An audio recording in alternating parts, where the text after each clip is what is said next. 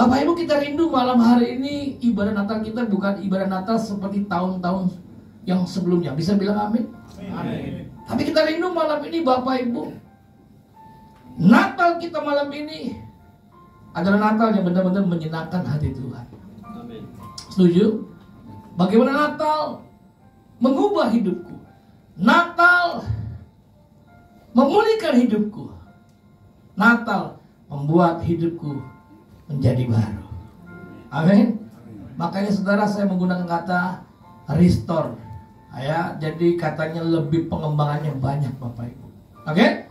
Yuk kita lihat ayatnya Bapak Ibu. Efesus 4 ayat 24. Saya senang kalau kita semuanya berdiri sama-sama Bapak Ibu supaya semangat. 4 ayat 24, 2, 3. Dan mengenakan manusia baru yang telah diciptakan menurut kehendak Allah di dalam kebenaran dan kekudusan yang sesungguhnya. Sekali lagi, dan mengenakan manusia baru yang telah diciptakan menurut kehendak Allah di dalam kebenaran dan kekudusannya yang sesungguhnya. 1, 2, 3. Yes. Silakan duduk. Satu pertanyaan yang kita perlu jawab dengan jujur. Kenapa begitu banyak orang Kristen merayakan Natal dari tahun ke tahun? Hidupnya gak pernah berubah. Dari tahun ke tahun nyanyi malam kudus sunyi senyap. Hai mari berhimpun dari pulau dan benua. Hidupnya tetap sama, tidak berubah. Saya pernah menegur seorang pria yang janji sama saya, katanya sambil nangis-nangis mau berubah dan bertobat. Tapi nyatanya waktu saya ketemu, dia kembali lagi berbuat dosa. Saya tanya, Pak, kenapa Anda ingkar janji? Anda janji, ingat loh, waktu di camp bukan sama saya, tapi sama Bapa di surga. Dia langsung diem. Dia berpikir. Dia mulai memutar otak untuk memikirkan jawaban pendeta ini apa kira-kira. Dia bilang begini, Pak Pendeta. Pak Pendeta mau tahu kenapa saya nggak berubah? Oh iya, Pak Pendeta, saya tidak berubah karena saya hidup seperti yang firman Tuhan katakan. Amin. Jangan-jangan itu orang di belakang saudara. Saya bilang gini, maksud lo Pak Pendeta gak baca? Di mana ayatnya? Ibrani Pak Pendeta. Bunyinya apa? Adapun Yesus dulu sekarang sampai selamanya tak berubah, aku pun gak berubah. Bapak Ibu, pening kali palaku dibuatnya saudara. Bapak Ibu dengar dengan baik. Kalau Yesus tidak berubah itu pasti, katakan amin. Amin. Kalau Yesus tidak berubah itu wajar, katakan amin. Bilang kanan kiri tadi, kalau kau gak berubah itu kurang ajar. Kenapa orang Kristen merayakan Natal dari tahun ke tahun hidupnya gak berubah? Bahkan ada, maaf gak menyinggung, yang di dalam kandungan pun bukan Kristen, sudah Kristen, bergetar, bekarat dia saudara, tapi hidupnya gak pernah berubah. Nah, firman Tuhan mengatakan mengenakan manusia baru. Bapak Ibu mau tahu kuncinya? Kenapa kita merayakan Natal dari tahun ke tahun tapi hidup kita gak berubah? Kuncinya sederhana. Karena kita tidak pernah mengizinkan Yesus lahir di hati kita. Karena kita gak pernah mengizinkan Yesus lahir di hidup kita. Ini kuncinya Bapak Ibu.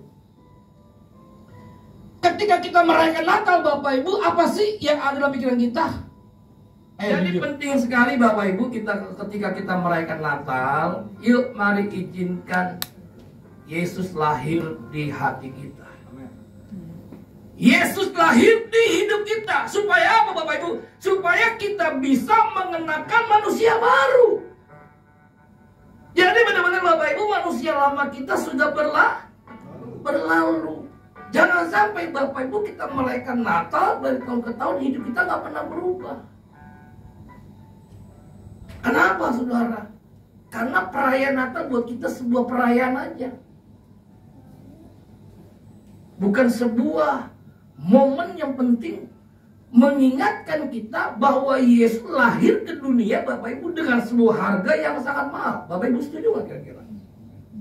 Coba Bapak Ibu angkat tangan sendiri yang punya anak, yang anaknya sampai rela lahir di kandang domba. Nggak ada, Bapak Ibu.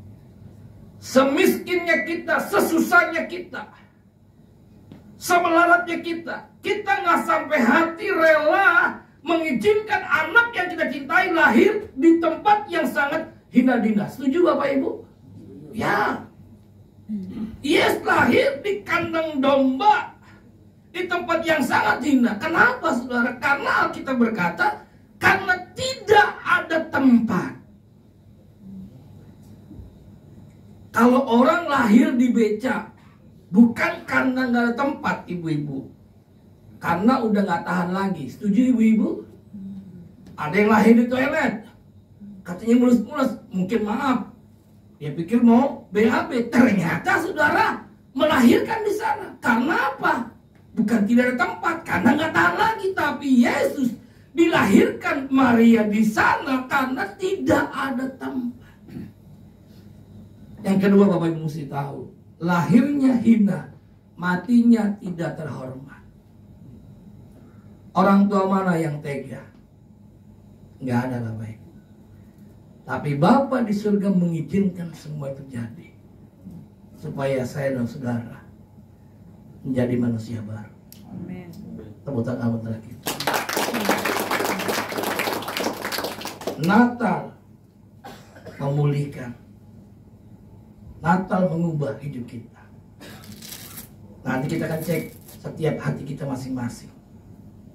Apakah kita benar menjadi manusia baru? Kita melihat yang pertama. Tolong diklik. Dari manusia baru.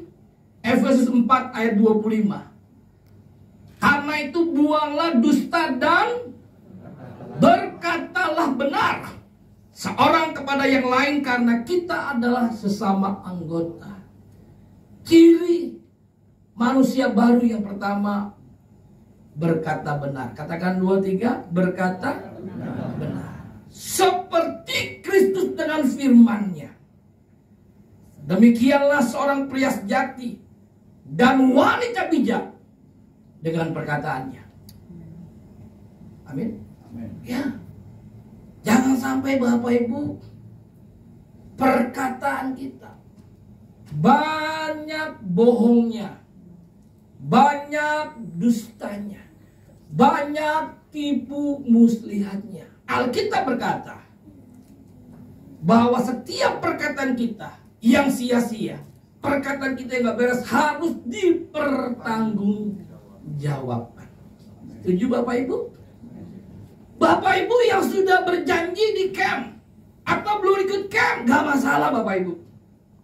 Yang penting ketika Anda berjanji, Anda benar-benar harus pegang perkataan itu. So kalau kita sudah tidak lagi dipercaya dalam perkataan, apalagi yang mempercayakan? Bapak Ibu setuju? Baru berkata benar. Iya katakan iya, tidak katakan tidak. Amin. Jangan kita mudah mengucapkan janji. Orang dunia berkata begini, kau yang berjanji, kau yang mengingkari. Ayo para pria, kalau Anda berjanji kepada istrimu, kau nggak berkata kasar lagi, engkau membuat istrimu bahagia, ayo nyatakan. Para istri yang berjanji berkata kepada suaminya, yang apapun yang terjadi, cintaku padamu tak akan beranjak. Buktikan ibu-ibu. Amin. Jangan dibanding-bandingkan. Lihat suami tetangga, aduh, maco. Lihat suami di rumah, makin hari makin ngaco.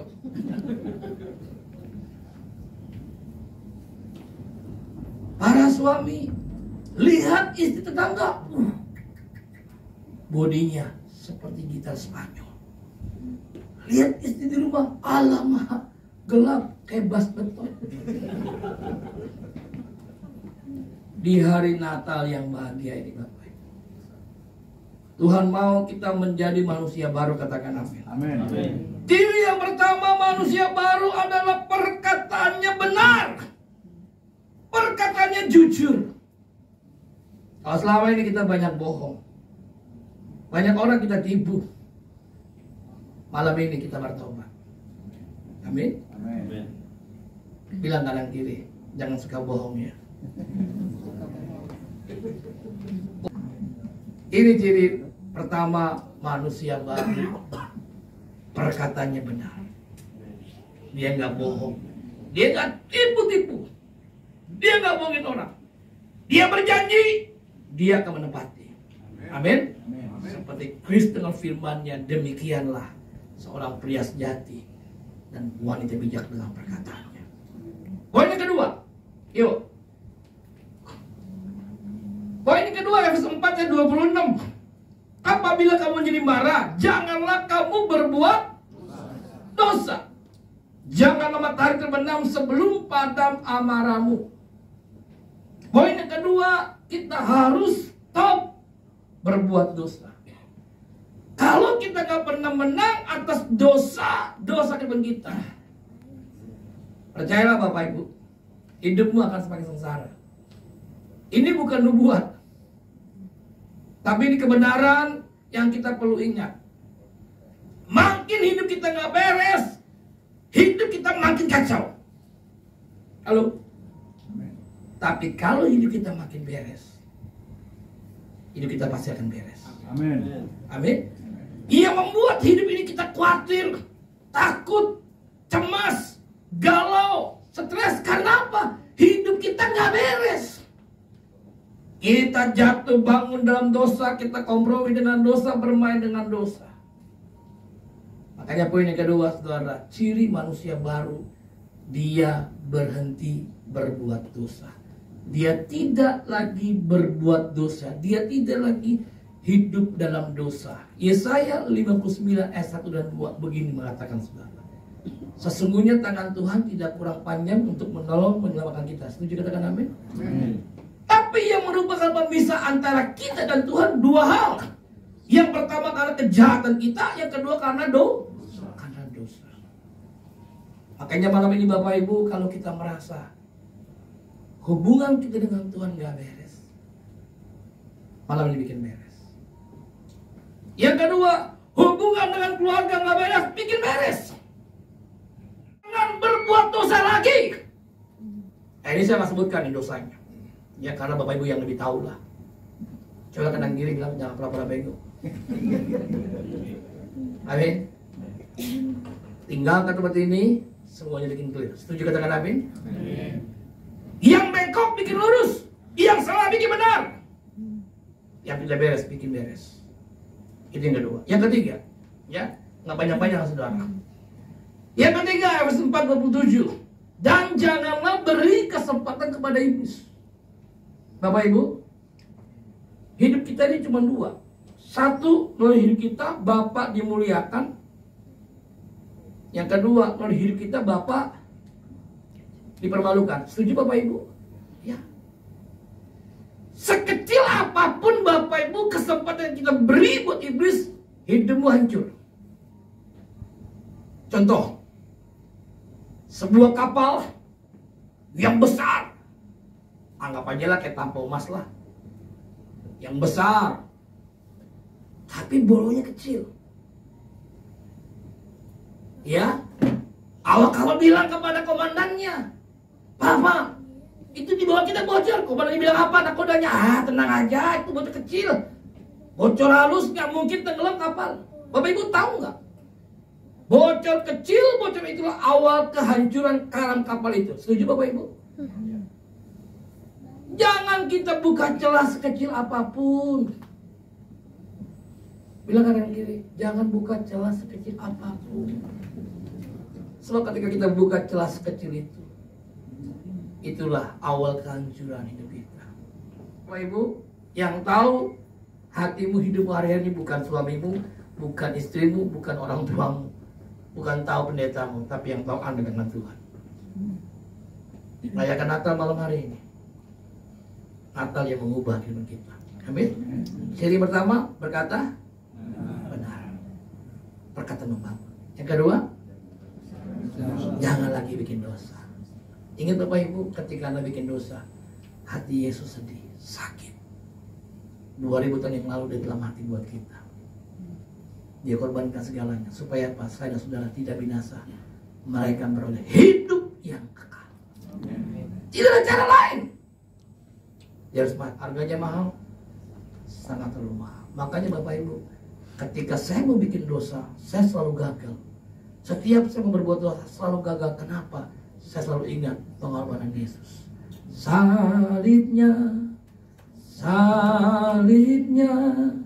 selama mulia, dosaku disucikan oleh darah Yesus.